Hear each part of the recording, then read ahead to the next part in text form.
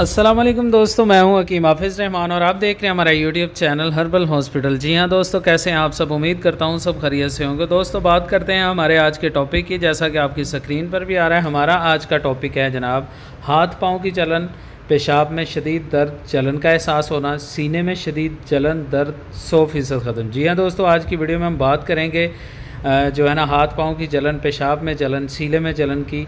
तो सबसे पहले जानते हैं इस बीमारी में हमें किन चीज़ों का परहेज़ करना चाहिए, फिर इसके बाद हम आपको इसका इलाज बताते हैं। दोस्तों परहेज़ आपकी स्क्रीन पर है। खट्टी तुर्श अशिया, सख्त ग़िज़ा, तेल में तली हुई तमाम अशिया, तेज़ मिर्च मसाला जात, कसरत से चाय का इस्तेमाल, ये तमाम चीज़ें जो है ना इस मर्ज़ में इनको आपने इस्तेमाल नहीं करना है। दोस्तों बात करते हैं अब हमारे नुस्खे की। तो नुस्खा आपकी स्क्रीन पर है। अदरक स्याह 125 ग्राम आपने ले लेना है।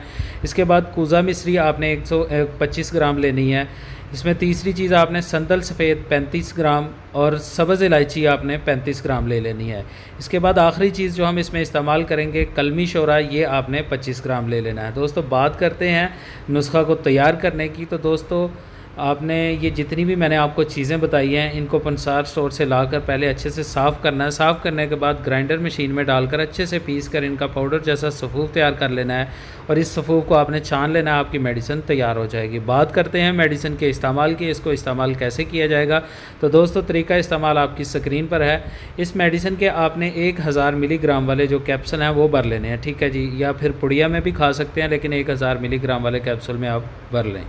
सुबह शाम आपने खाना खाने के बाद एक एक कैप्सूल ताज़ा पानी के साथ मुतवातर इस्तेमाल करना है। इंशाल्लाह चंद दिनों के इस्तेमाल से आपके हाथ पाँव की जलन, सीने की जलन, पेशाब की जलन मुकम्मल तौर पर ठीक हो जाएगी।